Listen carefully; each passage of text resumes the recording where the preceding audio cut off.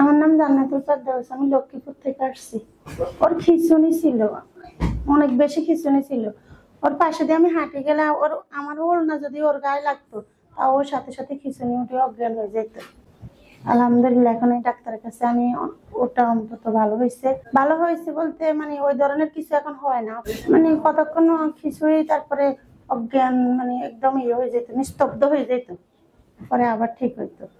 শুধু খিচুই তো, এরকম খিচাই পরে চিৎকার দিয়ে ছাড়ি দিত, জিব্রায় কামড়াতো। 2.5 বছর খিচুনি ছিল। ইমাম হোসেন, জীবন আলো হাসপাতাল।